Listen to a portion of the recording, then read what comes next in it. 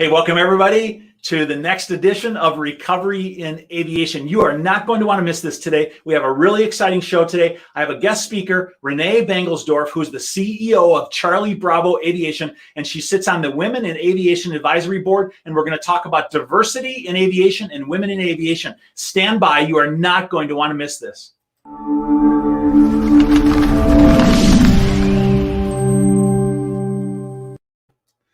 All right, let's get going. I'm going to bring in our special guest today. Let's bring her into the frame.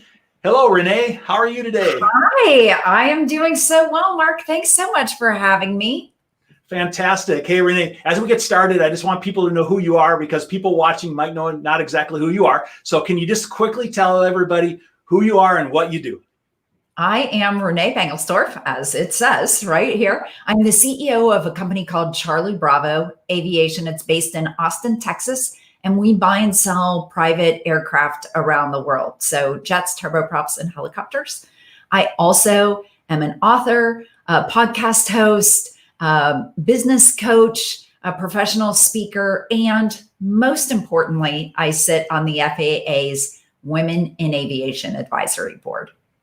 That is really fantastic. I mean, I just love the mix of experience and aviation, and you know that's my passion is aviation. And I just love how you're bringing aviation and business together. And so on this program today, we're going to give people some really good tidbits about aviation and about business. But most of all, we're going to quickly move into the dialogue and discussion about diversity in aviation and women in aviation.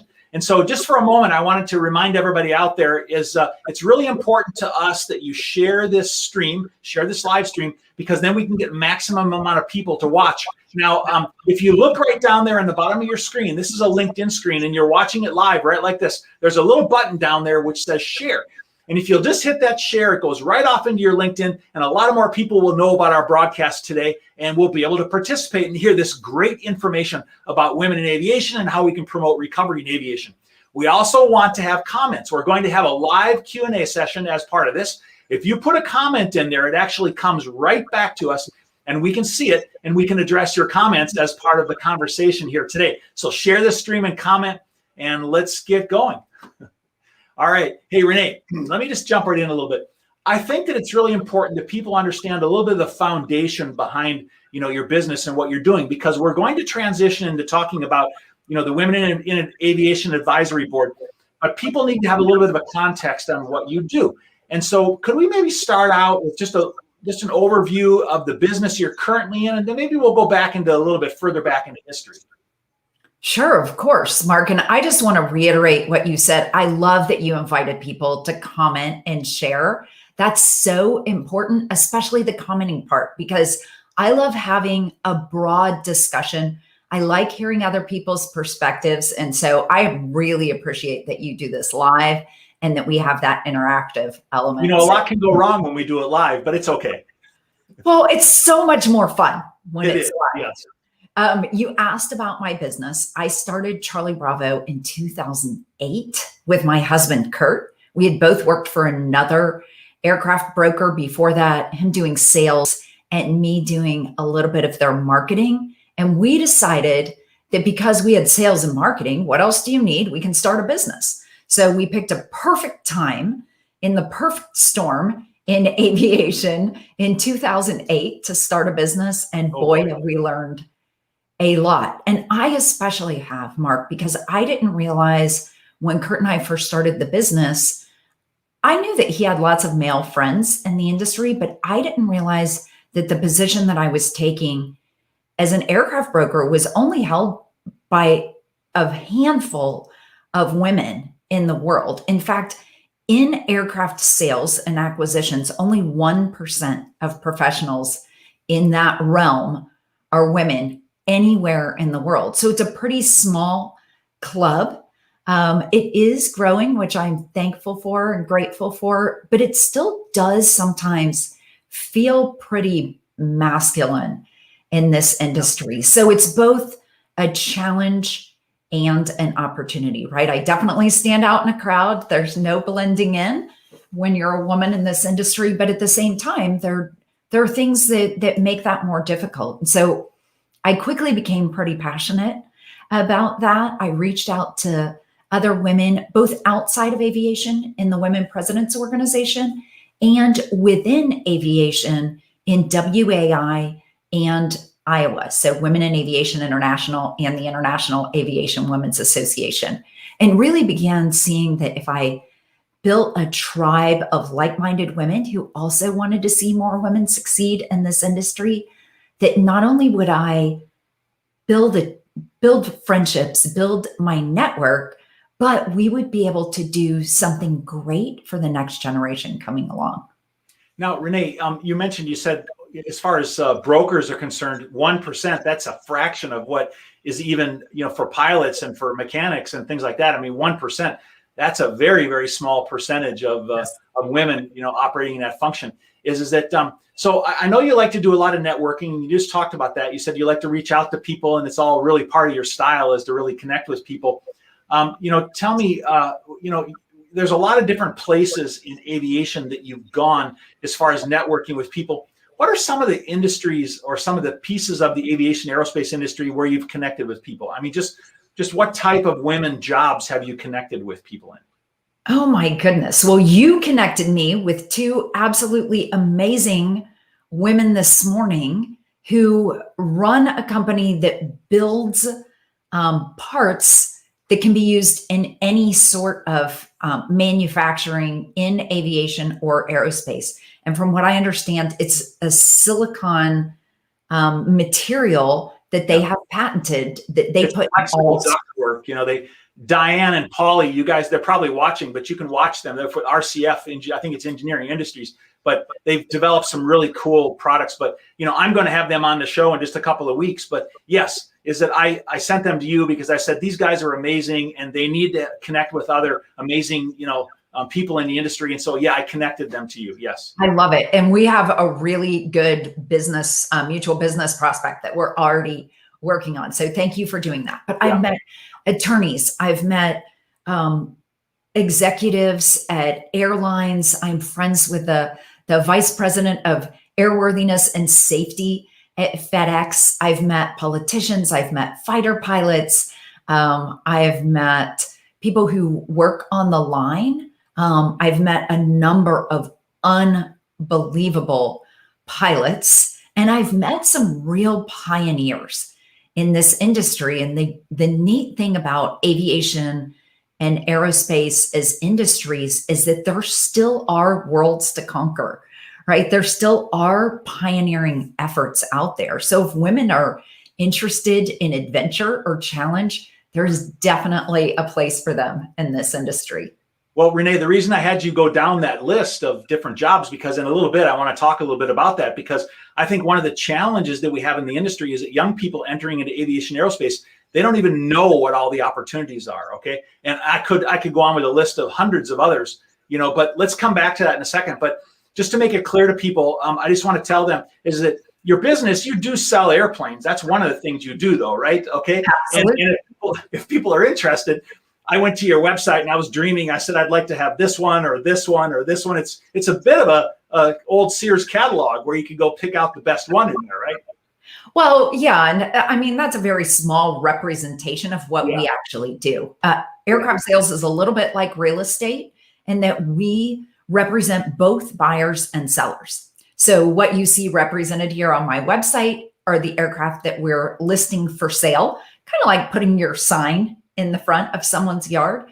But more often than not, we're representing a buyer, and a lot of first-time buyers at that, people who are just getting into aviation, moving out of charter, buying their own plane, or someone who's never even flown privately before. We sold a Global 5000 to in 2020 because he said, I've flown commercial all my life. I'm never getting on a commercial plane again. I need a jet. And he bought one for himself and one for his wife. I mean, that's telling you kind of the net worth of this guy. He could always afford to fly private and just hadn't because he didn't really see a need until his health was threatened. So we're seeing a lot of that in the industry right now. It's really an exciting time to be part of this. That's amazing. Now, Rene, so what are the types of services that you provide to people then? You said you help buyers and sellers. What do you do for them? So we do everything from mission assessment, listening to where they fly, maybe where they're planning to expand their business, how their mission might change. And we look at budget. We help select the type of aircraft and then the exact aircraft. And then we walk them through the whole process from making an offer on an aircraft to doing due diligence, negotiating the agreement, helping them find pilots or a management company through closing, making sure that their insurance is set up and that if we need to import or export the plane, we're doing that. And really a lot of after purchase care with upgrading avionics, refurbishing the aircraft, making sure that things are going smoothly with aircraft ownership. And Mark, I have to tell you this, it's one of the greatest things about being in this business. Often we go from being a broker for an aircraft buyer or seller to being a lifelong friend, because you meet such interesting people in this industry. It's just amazing. Yeah, I couldn't agree more. Hey, before we continue on, speaking of meeting people, there are actually people all around the world that watch this broadcast, and we have people that are chiming in, and I wanted to remind people is that I really like to know where people are watching from. So if you're watching this broadcast today, would you just throw a comment in the box down below there and tell us where you're watching from today? I see we have some users that we have a friend of mine who's actually in Egypt. He comes in a lot. He's watching from Egypt. And I see Paulie Rose jumped on. Paulie was the company we were talking about with RCF that you talked to this morning. And, we have all kinds of people that are online right now. So if you are watching, hey, again, share this stream and just drop a comment in there and tell us where you're coming from. We really like to know. It becomes part of our conversation. We have Jim Robertson, who's in Olympia, Washington. He just threw his in there. And we have Nikki Malcolm, who's in Auburn, Washington, says great conversation. So there's just a lot of people out there that are really interested in networking and connecting. And I really appreciate you guys all watching out there today. So if you got questions, throw them in there because we're going to come to questions for Rene in a minute. And I want you to ask her the really hard ones. Okay. I like those. I like the ones I've never gotten before. They make there you go. Very good. So keeps me sharp. Come up with some hard questions. We have people coming in from Atlanta, Georgia. I have Mike Mullet. Mike Mullet is a friend of mine. He's in Laser Aviation. He actually does aircraft completions and conversions, and he actually does measurements and engineering. And so a lot of people in that business. But Rene, I want to go back to a minute about your services that you were talking about. Rene, there's a lot of technical aspects of that. I mean, I've been in the industry for a long time and I'm not comfortable going out and inspecting an engine and, saying this engine is in this certain condition. How in the world do you guys, bring that expertise together to be able to advise people on what they should buy? Yeah, it really depends on, number one, the client and who the team is that they already have around them. And then number two, where they are in the world, because we would bring in different experts for that reason. This is why networking is so critical, Mark. It's important to have all the pieces come together so that people who are flying are, number one, safe, and number two, feel really comfortable that their advisors are steering them in the right direction. So for instance, if I know that we're going to be selling an aircraft in Australia, I'm going to call my friend David Crick and say, hey, who do you have in your network that can help my client who's going to be operating this aircraft in Australia successfully operate their aircraft there? And you'll think of 5 or 6 people that I need to talk to. And one of them will inevitably be connected to the Civil Aviation Authority. So we can figure out the tax implications of the purchase and the import. We can figure out how it needs to be registered, where it needs to be based, and all of those kinds of details. So I lean on my network pretty heavily in this. And so it's really important that I'm more of a connector than I am a technical person. Yeah, I've figured out who to ask. Yeah, that's it. I mean, I really agree with that. I really rely on certain people, and it's really important that we have that network. I mean, listen, you can't do business alone. And so we really want to bring people in and do business together. And so I really like that aspect of what you're saying. Hey, listen, we got a lot more people that are coming in and telling us, where they're from. We have some people. We have Alexis Aisa from Venezuela, and we have We have Diane, who's in Georgia, and we have Matt Churches from United Kingdom, and the list continues to go on and on. I have Charles Barnes from St. Louis, but the thing is that I just love how technology has allowed us to be able to get a message out, Renee. And it's so great. It is. It's just amazing, isn't it? And worldwide, I mean, just all over the place. And so, Renee, let's go back to that conversation again. Remember, people, I want to see some questions there, and I'm going to be looking for them in a minute. So put your questions in there. You can keep telling me where you're from, but I want to get some questions too. Renee, I want to go back to this network we're talking about, and back to people. And the reason I brought up that list of jobs, because I remember back when I was younger, and I actually was flying before I could drive a car. I soloed when I was 15 and a half years old, and I knew that I wanted to be an A&P mechanic, but I only had this vision in my head that there were like two jobs that I could do. All right, that I could be an A&P mechanic, or I could be like a co-pilot on a Cessna Citation. All right, this is like, for some reason, I said that's the only thing that I can do in life. I just didn't know and understand what was in the industry. And so it's so important that as we engage with younger people in the industry and try to foster their love and their interests and their directions, that they not only get encouraged to do things, but they understand what's happening in the industry. And that's one of the reasons why I try to communicate the different kind of jobs and positions and what things are doing. And so I wanted to know what your experience was. Is that how do we better communicate out to people what kind of jobs are out there in the industry today? Well, I think there are lots of answers to that question, Mark, but one that I really want to draw your attention to is, now I wonder if you would think that men could be flight attendants. And the reason that I'm asking you that is because now we see that. I've been looking every time I get on a flight. I look in the cockpit to see if there's a female pilot, and I'll tell you it's 1 in every 53 flights right now, which is a little bit lower than or a little bit higher than I was expecting as far as the length between. But the other thing that I see are men working in the cabin. And so because we see that now, that might be a possibility for someone. So I think as we see more things, we begin to imagine ourselves in that capacity as well. And that's one of the biggest deterrents to women or even people of color entering into aviation, because they don't see role models like them doing the jobs that they could see themselves in. So I think it's really important. I mean, I met Diane and Polly this morning, and we actually have been in some of the same circles and never met each other. And part of that's because we keep our heads down and we just do our job the best we can.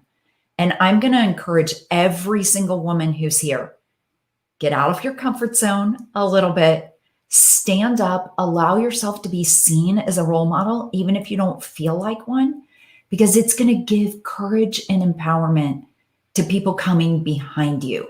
No matter what they look like, it will give them some encouragement. So that's my soapbox. I'll go back to you so you can direct me back to the question. Yeah, no, good. No, that's exactly what we want to talk about. Hey, listen, let's transition to that topic of diversity in aviation and women in aviation. So I want to bring it to people's attention is that with this great experience you've had and your desire to help people in your background, you've done amazing things, like you've gone out and you've spoken in the industry. And tell us a little bit about some of the other things you're doing and how that transitioned you into this opportunity to be on the Women in Aviation Advisory Board.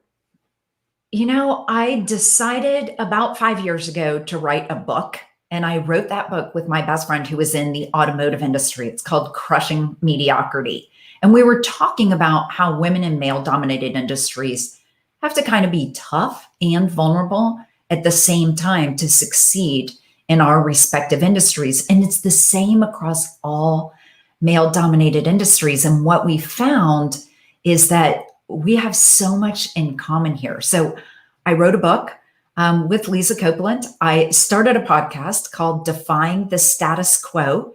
And in it, I interview women in all sorts of male-dominated industries, from manufacturing to race car driving to tech to flying fighter jets like the F-35, to women who are in the finance industry. And so it's really interesting to hear some common themes there, and I love doing that. And then I got involved in doing some business coaching and public speaking. And it really led me to participation in boards and getting involved in the conversation about how we level up our industry. Oh, well, yeah. And you know what? I really like what you said about encouraging people, women specifically, to come out of their comfort zone and to step forward.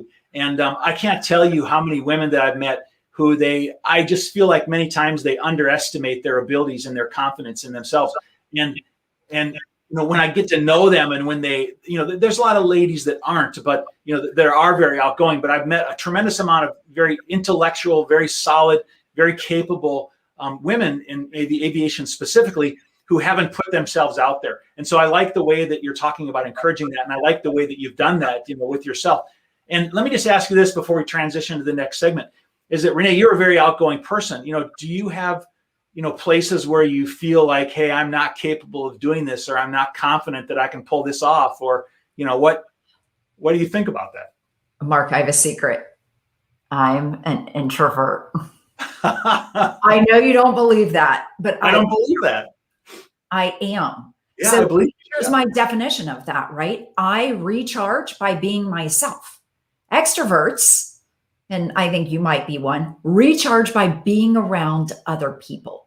So I'm the only introvert in my immediate family. My husband, my son, and my daughter are all super extroverted, and I'll be the one hiding in the closet on vacation reading a book because I just need time to myself. So doing things like this, while I feel very confident doing it now, was me taking a huge step outside of my comfort zone.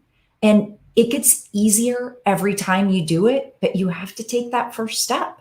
And for me, the first step was introducing myself to another woman at a cocktail party at an aviation conference. And then we discovered that we had things in common, and we became friendly, and we invited another woman to join our conversation. So that's really where it started. It really didn't start with me saying, oh, I can be on stage because I have something to say. It started with me saying, I want to connect with one person, even if that's outside of my comfort zone. I hope that helps someone out there who's maybe a little bit shy. I hope so too. I really do, because I think that the approach that you took was definitely one which didn't cause people to be afraid of your outgoing nature or your overbearing perspective. I mean, because every time I've met you and have talked to you, I can sense that there's a genuine desire to connect and to have a conversation, and to talk. And so, I just think that really comes out. And so I want to really encourage people to step out of their comfort zone. Now it looks like that led you to being able to have new opportunities, right? New opportunities like being on the advisory board, the Women in Aviation Advisory Board. Now, tell us a little bit about what this Women in Aviation Advisory Board is. And I threw up here the charter of that because I want to start out by just telling people, what is it, first of all? Well, I want to start with where it came from, if you don't mind, Mark. There had been some discussion about this in the U.S. House of Representatives and in the Senate all the way back in 2015 and 2016. And there were a couple of senators and a few representatives in both parties who collaborated in beginning to explore the idea of why there are so few women in aviation and aerospace.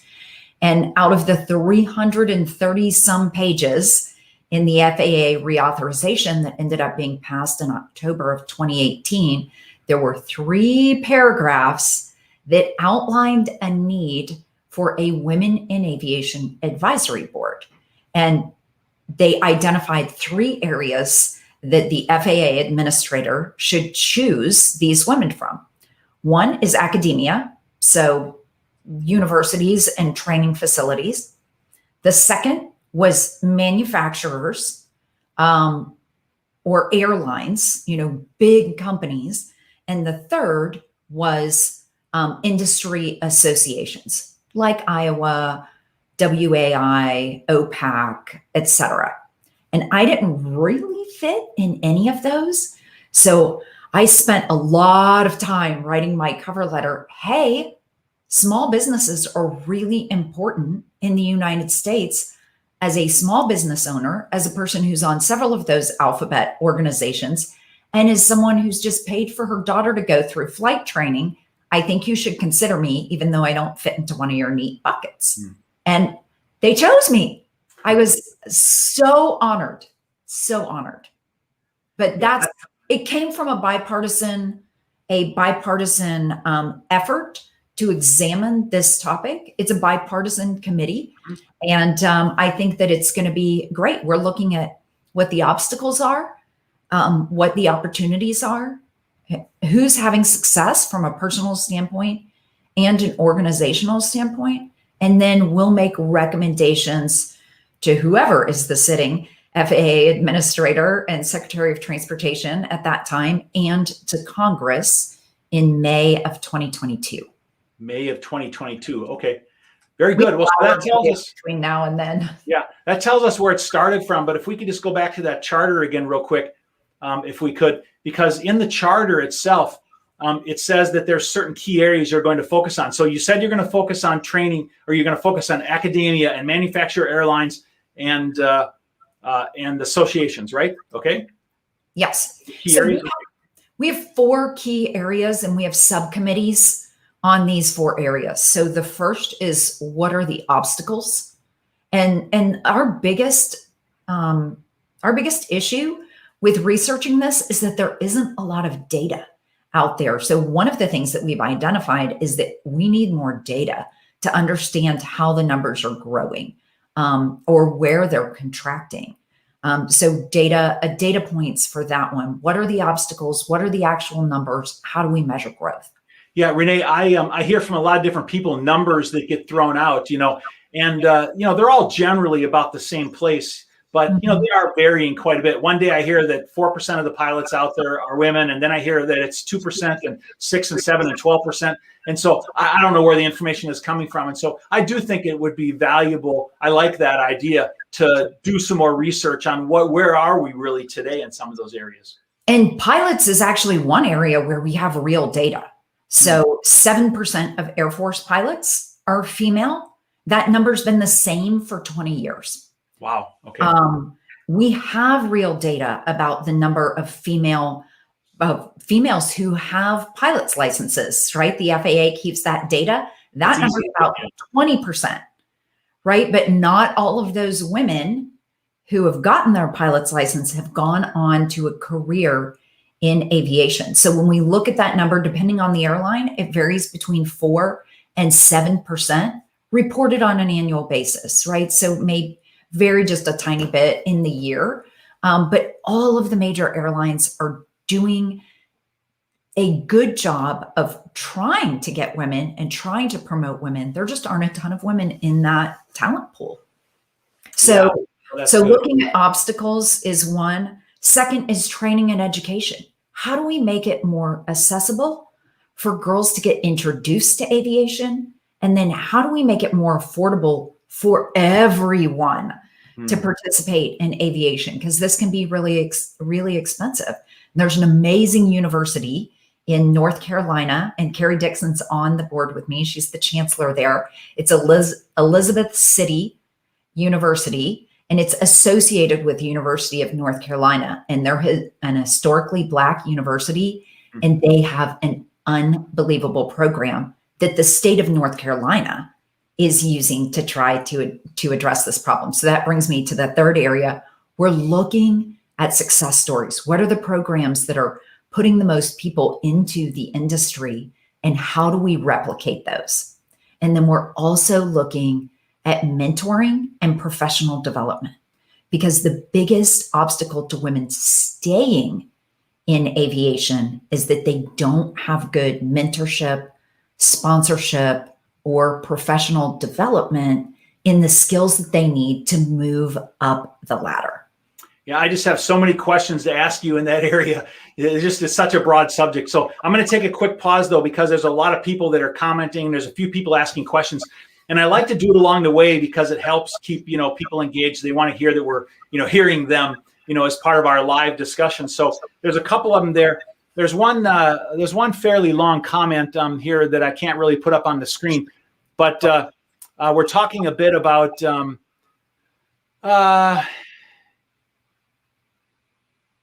important to put in real effort to engage in diverse hiring and to move away from Sherry's question. Yeah, it says, how do you think that we can ensure women in aviation are considered for high-level positions? Yeah, Sherry, I'm really passionate about this and have talked at great length to other people about this. Happy to have a conversation, a deeper conversation with you offline about this. But this is one of the reasons that I sought a business coach. And I so embraced the things that I was learning in that, how to hire properly, how to hold meetings and hold the attention of people in meetings and get the important work done, how to do strategic planning. I've joined a group that's helping me learn the things that I would need to learn to be appointed to a public board. So encouraging women and equipping them with the ability to learn and advance to the next level, putting them in groups maybe outside of aviation where they can advance some of those skills is really important. And women have to raise their hand for that. Honestly, they need to say, I want that. And I'm going to go get that development, no matter what it looks like, no matter if my employer's paying for it or not. So women, it starts with us. It starts with us being willing to get out of our comfort zone, being willing to ask for something that we want, which is advancement and increase in knowledge and wisdom. And then it's boosting each other up, right? It's saying, hey, great job. I'm going to recognize you. Hey, you just did something great. You got acknowledged for something. I'm going to post what you did on my LinkedIn, because then other people take notice of that. So women don't tend to be great at tooting their own horn, but we can all toot each other's horn, right? And we need to do that as well. We definitely need to encourage one another and lift one another up. There's plenty of criticism out there. Oh my gosh. Yeah, across the board, we need to celebrate the wins, right? Not just to win. No question about that. Hey, we have a question here from Matt Churches. Maybe that one, we maybe take a look at that one here. He's asking, you can probably see that there, Rene. He's asking about some of the turnover, the attrition that's happening in aerospace. And yeah, we've actually done some research into this, Matt, and Becky Ludy at University of Nebraska is really invested in examining this, why we see the fallout. And I think 90% of it is the culture at the company in which that person works. Because aviation has always been so attractive to people, we haven't had to try to compete for talented people coming into the workforce. I mean, if you go back and watch the movies from when airline pilots were treated like gods in the 50s, and it was super competitive to get into the industry. And then we look at the landscape now where people see that tech is really exciting. You can make a lot of money in tech. Some other biosciences are really cutting edge. You see a lot of app development and other stuff that's also sexy, just like aviation. And if we don't compete there, then we lose out on the very best talent, not just keeping them in, but we lose out on recruiting them in the first place. And so I think one of the important things about the work that we're doing here, and most of the board would agree with me on this, is that by examining the ways that we can make aviation better for women, we make aviation better for everyone. Yeah. And I think by beginning to, like they're doing in the UK right now with the Women in Aviation and Aerospace Charter, they're allowing companies to commit to improving their company. And as a result, that rising tide is lifting all the boats in the UK. And British Airways and Rolls-Royce and Virgin Atlantic were kind of at the forefront of that. But now there are 200 some companies that are committed to improving conditions, working conditions in their company. And I think that will really help us once we grasp that as an industry. Yeah, that's great. That's good. Hey, listen, everybody, there's questions that keep coming in. I'm going to set them off for a minute. We'll come back to them. Don't think I'm going to ignore your question. I'm going to come back, but right now we're going to move on to a little bit of the next segment here. Mark, I have to interrupt you for just a second. Okay. Because I saw Gabby's question in the chat here. She said, is 50 plus and a woman too late to get involved in piloting? Gabby, I turned 51 on Saturday. I am getting my pilot's license this year. I'm getting it in May. I'm getting my written done before I get there. And then I am getting my pilot's license in a 3-week period in Scottsdale, Arizona in May. So if you want to join me, come on. Send me a LinkedIn. I'll give you the details. Congratulations. First of all, congratulations for taking that step. Okay. Rene, we're all on different paths, on this journey. All right. And, some people start earlier, some people start later. A friend of mine, he's in his 60s and he wants to fly, and he started to take pilot lessons, and he just got his private pilot license. And so, I agree with you. I think that we are all on a different journey, and we should pursue the things that we want to pursue in aviation. I really encourage people to go after it. Really. Yeah, absolutely. And here's the fact. We're not in a pilot shortage right now because the airlines aren't flying very much. But boy, in 3 years, there's going to be a huge shortage again once the airlines pick back up and everyone's flying again and all those elderly pilots retire. So there will be some job opportunities as well. Rene, I've seen 2 airlines that are posting for openings right now, for pilot openings. Alaska Airlines, and it was one other. I can't remember what it was. But so I understand what you're saying is that it looks like that there's plenty out there, but there isn't, right now. So Erica Armstrong, who is really amazing, in the industry, former, captain, she now does teaching and training. But I saw a post of hers recently where she was basically putting some of those numbers out there and saying, I was predicting there was going to be a shortage, and there is, okay, or there will be, So I encourage people to get into aviation at any time. Absolutely. Rene, I want to move to the next question, and I want to ask you this: is that you were appointed to the Women in Aviation Advisory Board, last year, and it was when Secretary Chow was the administrator at that time, or the secretary at that time. And I guess just yesterday, Pete Buttigieg was appointed the transportation secretary. How do you think the change in the administration will affect the significance or importance or the focus on something like women in aviation? Mark, this came up in 2 other conversations that I had this morning. So obviously it's on people's minds. I don't think it's going to affect it at all. Obviously, this initiative came from a bipartisan congressional effort and a bipartisan congressional vote. And Elaine Chao personally got involved because it was very important to her. I think that having a female Secretary of Transportation is no less weighty than having a female vice president. So I would imagine that there are going to be some people in the current administration who are pretty passionate about seeing women rise up in traditionally male-dominated industries. So I don't think that there'll be any change at all. And frankly, between you and me, I think this is an easy win for any Secretary of Transportation, male or female, Democrat or Republican, right? Good. No, because I think it's a very well-recognized challenge in the industry right now.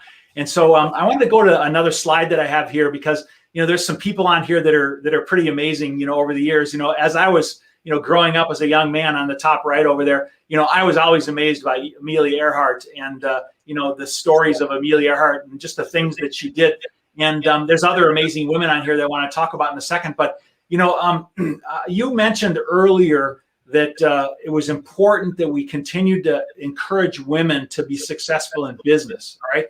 And one of Amelia Earhart's early platforms is that she said that she needed to promote women in aviation so that they could make more money and be able to buy planes and run businesses and things like that. All right. And so she recognized early on, way back in the 40s, I guess is what it was, earlier than that, that in order for women to be successful, that they needed to move forward in their stature in business, and they needed to be successful, and to be successful in having the money to be able to do pilot training and to be able to buy airplanes and things like that. So I was just really surprised that that was some of the earlier comments that she made, about, that was, 80 years ago at this point in time. Yeah. A pioneer in so many ways. Yeah. What a woman. Yeah, really. Absolutely. And then, going around that room there, we have Sean Kimbrell, first black fighter pilot up there in the top left.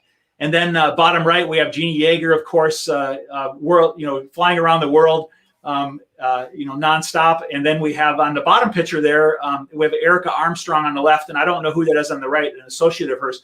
But all these women, just having been women who have really fought the fight to be successful in aviation. All right. And I wanted to come back to you, Rene, and just say that there are so many people that I've met. I mean, there's 4 people on the screen, but there's thousands of women who are fighting to be successful in aviation. I wonder if we couldn't take a little bit of time to talk about, what kind of struggles did you have coming up in aviation, and how do we help women, that are trying to be successful in aviation to be successful?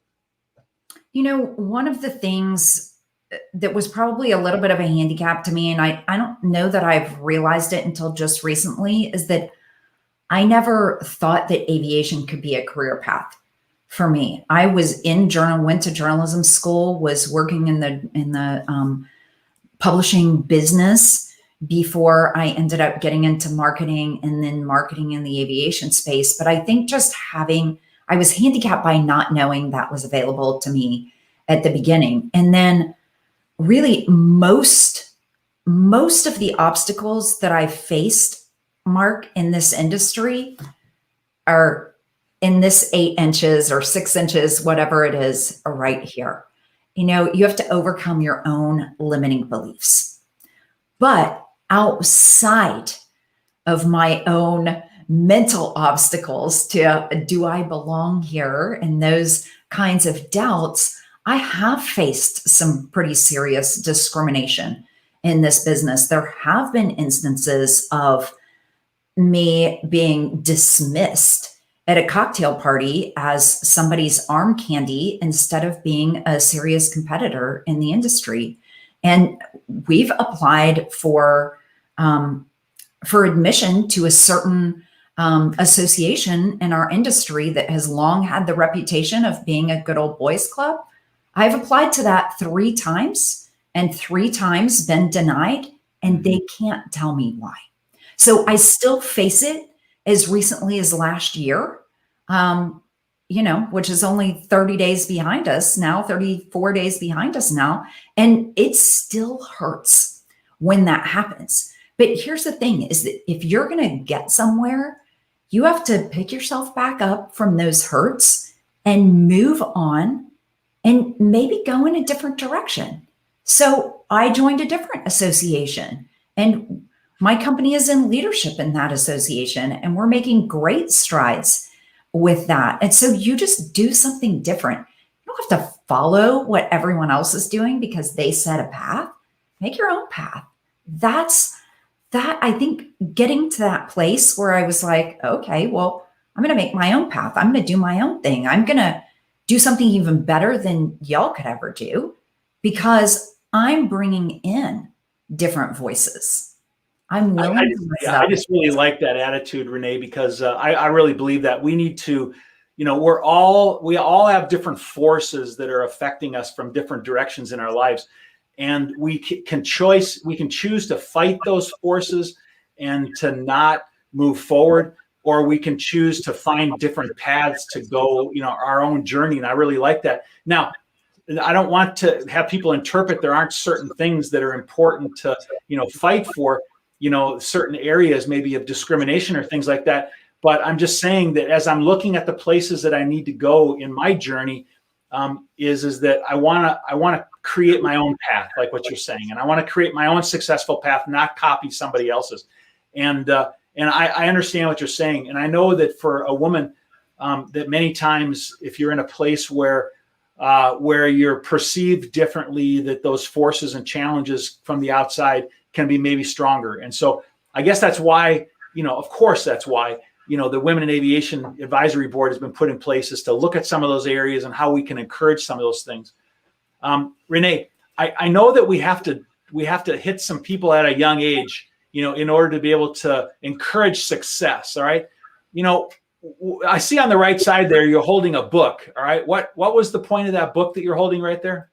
That was a book that was published called Aviation for Girls, I believe. And the publisher of it sent me a copy of it so that I could promote it on social media.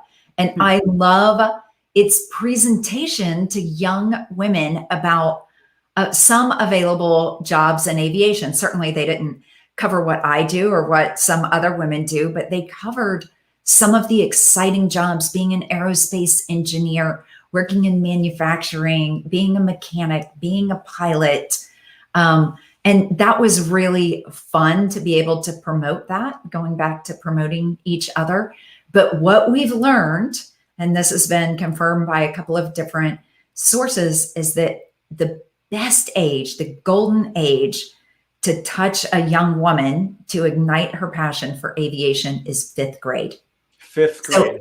Okay. 5th grade. So I would love to challenge all of you out there. First of all, Women in Aviation International does a Girls in Aviation Day every year. They're going to do it twice this year because they were able to get such a more broad audience turning virtual last year. So we're able to expand our reach. So Girls in Aviation Day is great, but anyone who is listening to us, either live or on a replay, take a young woman flying. Your daughter, your niece, your neighbor's kid. Discovery flights don't cost that much, even if you don't have your own plane. If someone has an interest, encourage it. Take young women flying. If every man in the industry took 2 young women flying, I bet we would solve this problem in 10 years. I love it. I love it. Hey, Renee, I like to repost or share certain posts that I find on social media sometimes. I like to create original, but there was one that I saw that just really struck me and I shared it. And it was in French and I couldn't even understand what the pilot was saying, but it was an aerobatic pilot. He had his young daughter in the back seat. Okay. And he was doing aerobatics and her giggle and her laughter spoke everything. Okay. And it was the most popular post that I had ever posted. All right. It was just this man taking his daughter up, doing aerobatics, and she was just giggling and laughing and having the time of her life. And I bet you that young lady's been impacted for life. Absolutely. Well, here's the thing that speaks to, Mark. We've been approaching this for decades, saying, hey, girls, here's a STEM career for you. Like, okay, this is a career in science, technology, engineering, or math. But if we approach it as this is a career that lets you see the world, that helps you not have the same day any 2 days in a row, that is always challenging, and that can be the greatest adventure of your life, you got a lot more hand raises on that kind of marketing. Yeah. Maybe STEM marketing is attractive to men, but over and over and over again, when we've surveyed women are in aviation for the challenge and for the adventure. That's really interesting. Renee, I grew up, or I didn't grow up, but I spent 18 years in Colorado as an adult. Okay. And just as corroborating evidence is the ski mountains in Colorado, they give away free lift tickets. I think it's to 5th graders. It's either 4th or 5th graders, because that's the time and when they're forming their habits and their things that they're going to do in life and where they're going and what they're doing. And so I'm not surprised that that's a point in time in a young lady's life where it would be the most impacted when they're deciding what they're doing and where they're going. That's really interesting. Well, and it's also a pivotal point about getting young girls interested in something before they hit puberty and before they start shifting their focus away from the topics that they're not all that interested in. I was interested in science and math all the way until the end of my high school career when I decided upon a career in journalism. But full circle back around, I'm back into touching, definitely not understanding. We talked about that earlier, but touching some more technical and engineering and mathematical types of disciplines. And I find it fascinating. And so, but we notice that girls start to lose interest in some of those subjects when they're in 7th and 8th grade.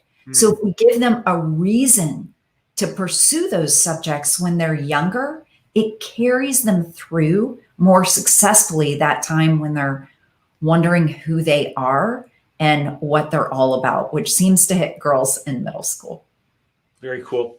Rene, I want to share something with you that's special to me is that here's a picture, and that picture in the middle there is actually me, and I'm holding the hand of my little sister who's 3 years younger than me, and we're standing on the wing of an air coupe, all right? And I think that was probably the beginning of my career in aviation. But what I wanted to say is this, is that my dad always dreamed of being a pilot, and he never became a pilot. And he even was building an airplane in the basement as I was growing up, and he never became a pilot. And so what I'm saying is that parents have a tremendous impact on children and helping to foster their interests. And he saw that I was interested in aviation, and he could see it. And he promoted that, and he would take us out to the airport, and we would sit on the runway, and we would watch airplanes take off on Sunday afternoons from the car. And, and he took me out to a friend who was an FAA administrator, and I went up for a ride in his helicopter, and he just did all kinds of things to encourage it. And Rene, the pinnacle was this. I was 13 years old, which is just slightly older than what you said right there, okay? And my dad took me to Oshkosh one year to the EAA fly-in, now called AirVenture, and he paid to put me in the front right seat of a Ford Trimotor. I was done. I went home and I got my pilot's license right after that, okay? But it's this idea where he was fostering and encouraging the things which he saw in me that I was interested in. And it was because of that my love for aviation, my passion for aviation, and now people tell me my obsession for aviation has continued to grow. But I cannot reinforce more than what you're saying is that we need to grab hold of young ladies, and we need to encourage them to be successful, and to move forward at a young age in the things which interest them. And introducing them to aviation is definitely one thing that we need to do. There's no question about that. Well, Mark, I want to draw attention to something else that you mentioned there, and that's that you learned an amazing life skill from your dad that I see you using every time I interact with you. And that's in encouraging other people around you to be the best that they can be. And that's a life skill. It's not just something that we should be applying to young women who are thinking about getting into aviation, but back to the point that we were discussing earlier, that's one thing that we can really do as slightly older people in aviation is encourage those people who are behind us that they can go farther than we ever went. Just like your dad encouraged you that you could go farther than he ever went. We can do the exact same thing, every single one of us, where we sit today, right now, this very minute. And I think that's the key to your success. And I think that's the key to propelling our entire industry forward. Rene, a couple more questions here for you. Is it number one, is that what, if you could just narrow down to 1 or 2 points of advice right now to ladies out there, either dads that are trying to reach out to their younger, daughters, or to ladies that are looking at how they can grow in aviation, just give me 1 or 2 tips of what people can do to help promote and foster aviation for women. I often get asked the question, what would you tell your 25-year-old self if you could go back in time and cheer her on? And I would say, take the risk. And so that's the advice that I typically give to absolutely every woman that I mentor or coach. Take the risk. I saw John Maxwell this past weekend and we were chatting, and then he spoke and he talked about the only bad failure is one that you don't learn from. And failure is not the end of the world. I'm a little bit of a perfectionist, maybe a recovering perfectionist, but I've learned that failing has helped me to grow. So it's okay to fail. We should fail. We won't succeed if we don't fail first. So my first piece of advice is take the risk. And my second piece of advice is believe in yourself. And the reason that that's so important is that we are our worst critics and we're our worst negative self-talkers, right? So if we look in the mirror every day and say, you're not good enough, you're not smart enough, you need to be a man to do that, or any of that other negative self-talk, we're robbing ourselves of a future. Instead, we need to be saying, you can do this. Get up and try again. You didn't die yesterday. You're still standing. Go out and put your best foot forward and get it this time. And if we still don't get it, we do it again. It's just important to keep trying. We haven't really given up or we haven't really failed unless we fail to try. Wow. That's really true. You know, Rene, the other day, I heard a person who's very prominent in the public right now today. I don't want to say his name because it would distract from the message, but he has daughters. And what he said was that somebody told my daughter recently, no, don't do that. Be careful. Okay. And he said to that person, don't ever say that to my daughter. What he said was, he said, I want to give them guidance and direction on how to be successful. I don't want to tell them to pull back. All right. And I just thought that was really a good piece of advice, because so often we tell our children, be careful, don't do that, don't fall, you know, but what he was saying is give them direction, give them encouragement, and guide them in the way to be successful. Don't tell them to be careful and pull back. Now, I understand what the message is as an overbearing parent or as a parent who wants to be careful, but I loved his response to that. You know, there's a great illustration of this in aviation, which I like to pull illustrations from, right? We need to tell our kids the sky's the limit, but the FAA has minimums for certain maneuvers for a reason.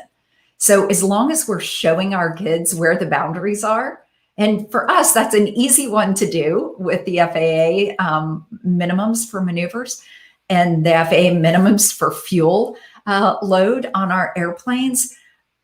But we still need to be telling them the sky's the limit.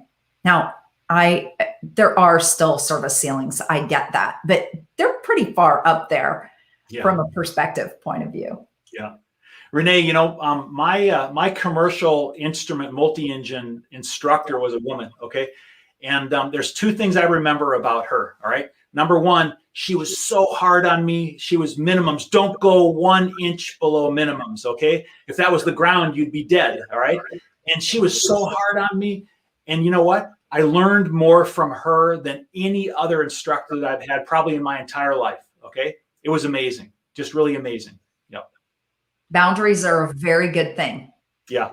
Rene, one last question for you. I have to ask you this, is that what are you most excited about regarding women in aviation today? My daughter is a pilot. My daughter got her commercial instrument multi-engine rating on June 5th of 2020. So she took her final FAA flying exam for her commercial during COVID. And I think I'm most excited about her being able to have whatever kind of career she wants in this industry. And then as I'm saying that, I realize that I'm even more excited about something else.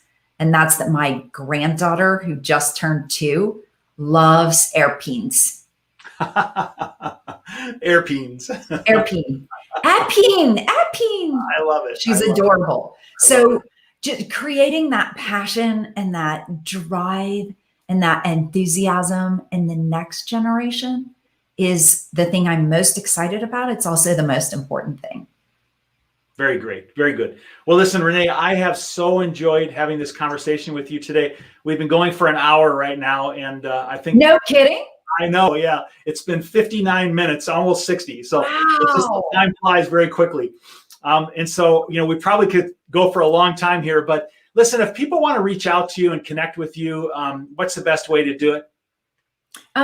LinkedIn's probably the best way. You can also email me at sales@wepushed.com and that'll get filtered down to me. But feel free to reach out on LinkedIn. I am on Clubhouse every once in a while. So follow me on Clubhouse and join in. Mark and I appear in rooms together every once in a while talking about all things aviation. So would love to connect to you either of those two places. I've kind of forfeited other social media. So while I still have accounts there, I don't monitor them. So LinkedIn is an amazing place to connect. I'll tell you, it's a great place to reach out to people. You can direct message somebody and they usually always get it. And Clubhouse, Rene and I have just started engaging on Clubhouse. It's really a brand new platform. Elon Musk was on there the other night and practically crashed the platform. I heard that. Yeah, we actually have a room on Clubhouse tonight. I do with some other people on Aviation Aerospace at 6 o'clock Pacific time. But I wanted to put another plug for LinkedIn, Rene, because I wanted to say this because my daughter has taught me this. All right, my daughter is a young professional in animation, not in aviation, in animation. Okay, and she actually works for DreamWorks right now. But the thing is that early on I worked with her to help her understand the value of networking and how to use LinkedIn, and she is a pro on connecting with people on LinkedIn right now. And what she tells people is that I only give my secret weapon to a few of my closest friends because then I'll be competing with jobs with them.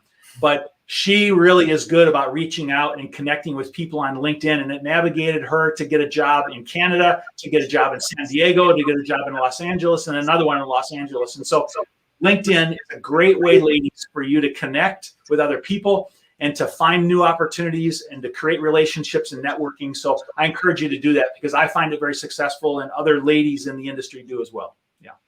Absolutely. It's a great point. I've connected with a lot of really fun people through LinkedIn, like you, Mark.